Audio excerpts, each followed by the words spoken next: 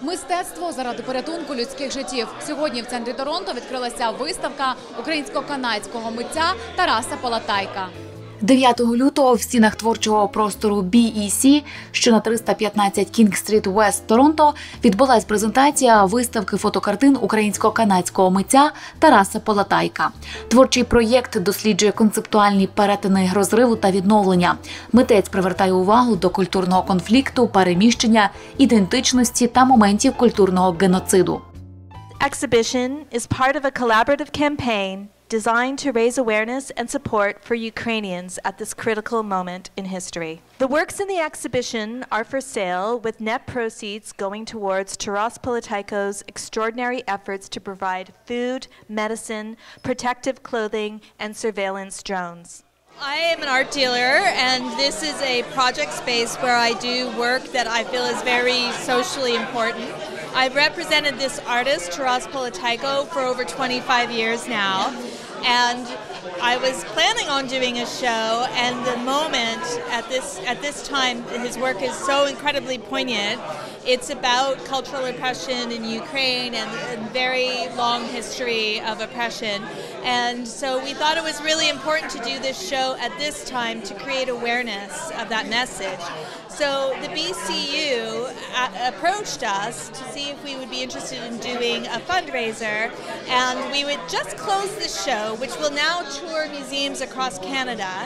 And it was just this moment where it was still available to reopen, and we decided to do an event and reopen the show for the Ukrainian community for tomorrow, which is Friday and Saturday from 1 to 6 p.m. And the show is a very important show about an artist who spent his whole life dealing with the issue of Ukrainian oppression. Тарас Полатайко має українське походження, іммігрував до Канади у 1989 році та здобув ступінь магістра в Саскачеванському університеті. Його роботи отримали міжнародне визнання, зокрема в Іспанії, Австралії, Литві та Україні. В Канаді роботи Полатайка виставлялись в художніх галереях Монреалю та Торонто, а також Реджайни та Саскатуна. Знаєте, мені просто приємно, що нарешті якось його чути, що, мені здається, дуже довго Тарас спробував висловити ситуацію в Україні, його почуття з приводу ситуації, з приводу російського імперіалізму, української ідентичності, але якось не було зацікавленості в Канаді. Певно, в діаспорі було, але загалом, врешті, Канаді якось це людей не цікавило. І тепер просто приємний момент, що нарешті люди зацікавлені, люди слухають і якось до цього серйозно ставляться. Ця виставка представлена у співпраці з фундацією Данилєва. There are many different ways that everybody can help, and this is the way we've chosen, and we're very happy to be working with some wonderful artists, and now with Budushni's Credit Union, it's a great honor to collaborate with them. And the Lightbox project was primarily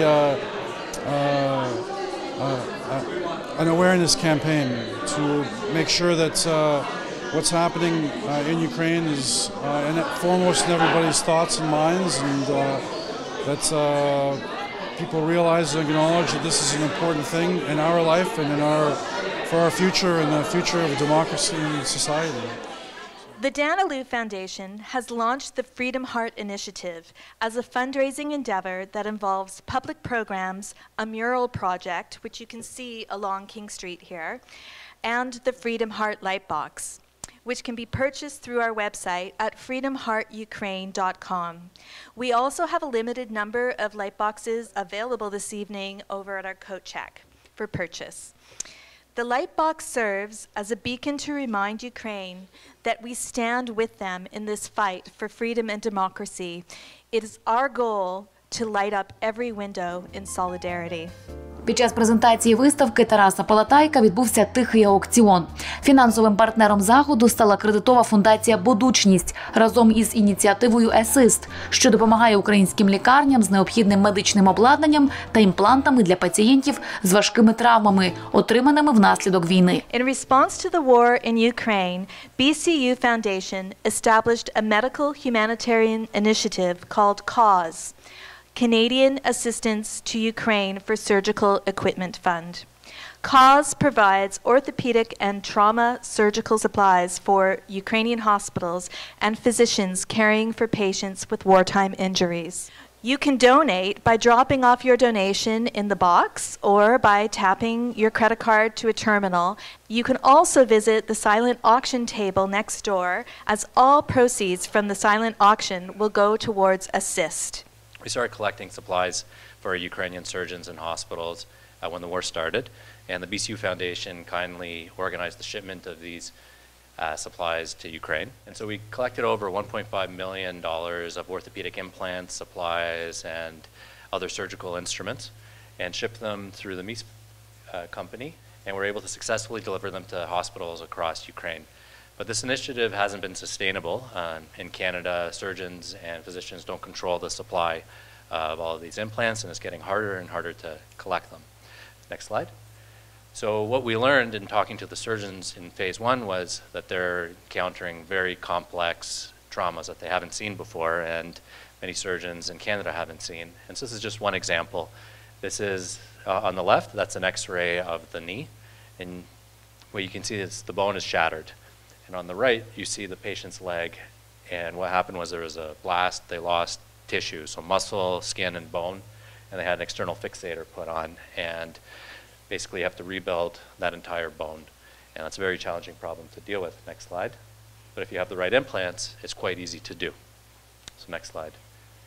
And so if we look back to that first picture I mentioned, the Azov-style Defender, in Ukraine, as a result of Soviet training, the practice has been to place these external fixators on, which are actually quite expensive and cost about $500 to put that fixator on, and they're not particularly effective. Whereas in Canada and North America, we would treat that injury either with internal fixation, so plate and screws, which cost under $100, or a brace, like what's shown on the right. So we readjusted the focus of the program to encourage Ukrainian surgeons to adopt modern evidence-based orthopedic techniques by one, organizing educational opportunities.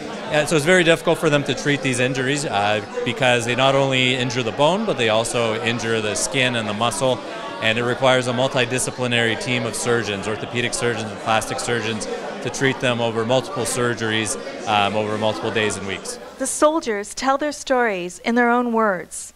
They are witnesses to pointless atrocities with serious injuries and enduring scars. Many have lost limbs and face dramatically altered futures, both physically and psychologically. And yet their hope for a peaceful continuation of their country, their culture, and their identity speaks of something so universal that even if you don't understand the language, it resonates with something deep inside you. In hindsight, this work produced in 2014 was a harbinger of the current war. A frustrated prophet, the artist now struggles to gain access to the hospitals in Kyiv to continue this work in real time. But as chaos ensues, art, it seems, must accede to the survival. Although for Polataiko, they are one and the same. Маленькими кроками до великої та амбітної мети – перемоги України у цій війні. Українські та канадські митці, меценати, лікарі та просто небайдужі громадяни об'єднуються, аби допомогти батьківщині в непростий час. Роксолана Бояк, Костянтин Сніцер, Форум ТВ, Торонто.